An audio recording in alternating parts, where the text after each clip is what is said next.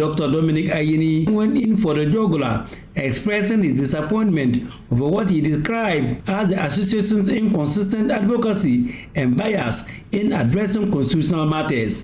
When in 2015, an Article 146 petition was received by the Chief Justice in relation to the former chairperson of the Commission on Human Rights and Administrative Justice, Madame Loretta Lamke, the bar failed to speak out about process.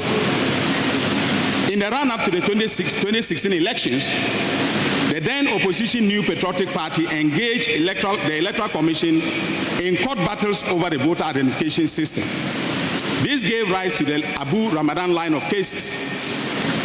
Immediately upon assuming office in 2017, an Article 146 petition was filed for the removal of the chairperson of the Electoral Commission, Mrs. Charlotte Osei, and her deputies from office.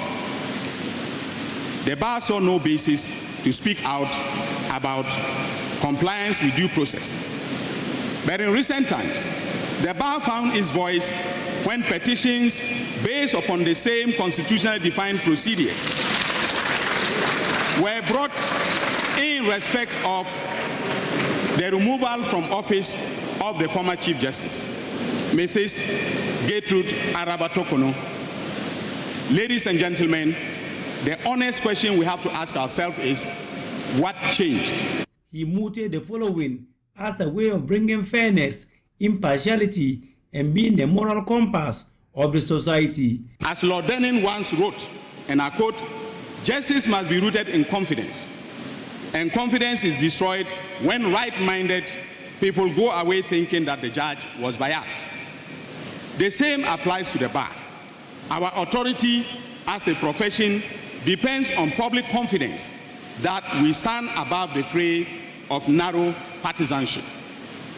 Let us therefore be the conscience of the Republic, fearless when governments overreach, impartial when opposition agitates, and always faithful to the sovereignty of the people under the Constitution.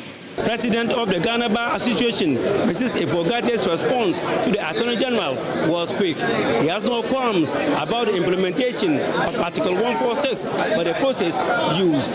The bar recognizes the fact that the power of removal can be exercised under Article 146, but the bar's major concern relates to the process. In the absence of specific rules of procedure, the sketchy process potentially lends itself to arbitrariness and a lack of fairness. Hence the bar's resolution on the matter, which was as follows. The Ghana Bar Association hereby also calls for the immediate enactment of clear and comprehensive regulations relating to matters under Article 146 of the Constitution of the Republic of Ghana to ensure transparency, accountability, and fairness in all proceedings involving Superior Court justice, particularly in the context of the impeachment or removal of such officers.